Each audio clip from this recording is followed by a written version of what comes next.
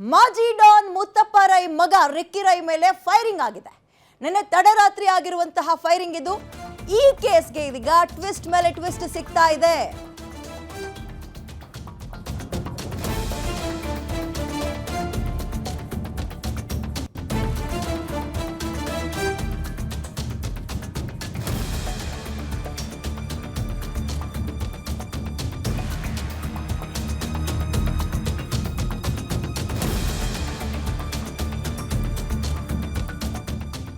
ಈ ಫೈರಿಂಗ್ ಅಲ್ಲಿ ಮೊದಲನೇದಾಗಿ ಕಾಡುವಂತಹ ಪ್ರಶ್ನೆನೇ ಈ ಫೈರಿಂಗ್ಗೆ ಏನ್ ಕಾರಣ ಅಂತ. ಬಾಡಿಗಾರ್ಡ್ಸ್ ಗಳು ಸುತ್ತಲೂ ಇದ್ರು, ಗುಂಡಿನ ದಾಳಿ ಆಗಿದ್ದಾದ್ರೂ ಹೇಗೆ? ಮುತ್ತಪ್ಪ ರೈ ಪುತ್ರ ರಿಕ್ಕಿ ರೈ ಮೇಲೆ ಸುಪಾರಿ ಏನಾದ್ರೂ ಕೊಟ್ಟಿದ್ರಾ? ಹೌದು ಅನ್ನೋದಾದ್ರೆ ಯಾರು? ಸುಪಾರಿ ಹಿಂದೆ ಪ್ರಭಾವಿ ಮಹಿಳೆಯ ಕೈವಾಡ ಇದೆಯಾ ಅನ್ನುವ ಅನುಮಾನ ಕೂಡ ಸದ್ಯಕ್ಕೆ ಕಾಡ್ತಾ ಇದೆ. ಈ ಫೈರಿಂಗ್ ನಡೆಯೋಕೆ ಏನ್ ಕಾರಣ?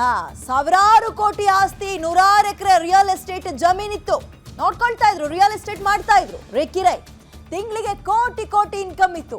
ಇದೇ ಈ ಫೈರಿಂಗ್ಗೆ ಕಾರಣ ಆಯ್ತಾ? 10 ಜನ ಬಾಡಿಗಾರ್ಡ್ಗಳ ಜೊತೆ ಇದ್ರೂ ಕೂಡ ರಿಕ್ಕಿ ರೈ ಮೇಲೆ ಅಟ್ಯಾಕ್ ಆಗೋಕೆ ಏನ್ ಕಾರಣ? ಹಲವು ಪ್ರಶ್ನೆಗಳು ಸದ್ಯಕ್ಕೆ ಗೈನ್ ಆಗ್ತಾ ಇದೆ. ಬಿಡದಿ ಪೊಲೀಸ್ ಠಾಣೆಯಲ್ಲಿ ಇದೀಗ ಕೇಸ್ ದಾಖಲಾಗಿದೆ. ಶೂಟೌಟ್ ಹಿಂದಿನ ರಹಸ್ಯದ ದೂರು ಕೂಡ ಈಗ ದಾಖಲಾಗಿದೆ.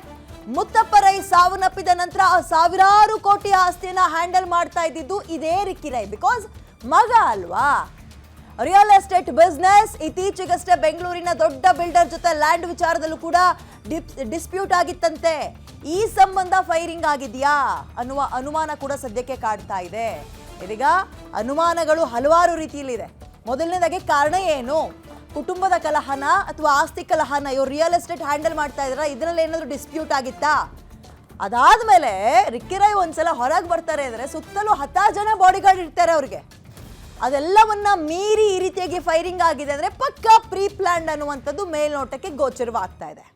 ಪಕ್ಕಾ ಪ್ರೀ ಪ್ಲಾನ್ಡ್ ಆದ್ರೂ ಕೂಡ ಮಧ್ಯರಾತ್ರಿ ಮನೆಯಿಂದ ಹೊರಗೆ ಬರ್ತಾರೆ 12:50 ಅಥವಾ 1 ಗಂಟೆ ಸುಮಾರಿಗೆ ಅಂತ. ಅಂತಹ ಮಾಹಿತಿನೆಲ್ಲ, ಖಚಿತ ಮಾಹಿತಿನ ಯಾರಪ್ಪ ಕೊಡ್ತಾರೆ? ಜೊತೆಲಿದ್ದವ್ರು ಯಾರಾದ್ರೂ ಲೀಕ್ ಮಾಡಿದ್ರಾ? ರಿಕ್ಕಿ ರೈ ಜೊತೆ ಇದ್ದಂಥವ್ರೆ ಗುನ್ನ ಇಟ್ಬಿಟ್ರ ಕೊನೆಗೆ? ಅವರೇನಾದ್ರೂ ಸಪೋರ್ಟ್ ಮಾಡಿದ್ರಾ? ವಿಚಾರಗಳನ್ನ ಲೀಕ್ ಮಾಡಿದ್ರಾ? ಈ ಆಂಗಲ್ ಅಲ್ಲೂ ಕೂಡ ಅನುಮಾನಗಳು ಜಾಸ್ತಿ ಆಗ್ತಾ ಇದೆ ಸದ್ಯಕ್ಕೆ. ಒಂದ್ ಕಡೆ ದೃಶ್ಯಾವಳಿಯಲ್ಲಿ ಗಮನಿಸ್ತಾ ಇದ್ರಿ, ರಿಕ್ಕಿ ರೈ ಇದೀಗ ಟ್ರೀಟ್ಮೆಂಟ್ ನ ಪಡೆದುಕೊಳ್ತಾ ಇದ್ದಾರೆ. ರಾಮನಗರದಲ್ಲಿ ಪ್ರಾಥಮಿಕ ಚಿಕಿತ್ಸೆಯನ್ನು ಕೊಡಲಾಯಿತು. ಆಮೇಲೆ ಹೆಚ್ಚಿನ ಚಿಕಿತ್ಸೆಗೆ ಈಗ ಬೆಂಗಳೂರಿಗೆ ಅವ್ರನ್ನ ರವಾನೆ ಮಾಡಿದ್ರು. ಆಸ್ಪತ್ರೆಯಲ್ಲಿ ಅವರು ಈಗ ಟ್ರೀಟ್ಮೆಂಟ್ ಅನ್ನ ಪಡೆದುಕೊಳ್ತಾ ಇದ್ದಾರೆ. ಚೇತರಿಕೆ ಆಗಬೇಕು, ಪ್ರಜ್ಞೆ ಬರಬೇಕು ಅಂದ್ರೆ ಇನ್ನೂ ಸ್ವಲ್ಪ ಗಂಟೆಗಳ ಕಾಲ ಟೈಮ್ ಬೇಕು ಅಂತ ಹೇಳಿದ್ದಾರೆ. ಫೈನ್. ಮತ್ತೊಂದು ಕಡೆ ಅವರ ಬ್ಲ್ಯಾಕ್ ಫಾರ್ಚುನರ್ ಕಾರ್ನ ನೋಡ್ತಾ ಇದ್ದೀರಿ. ಇದರಲ್ಲೇ ಅವರು ಮನೆಯಿಂದ ಹೊರಕ್ಕೆ ಬಂದಿದ್ದು.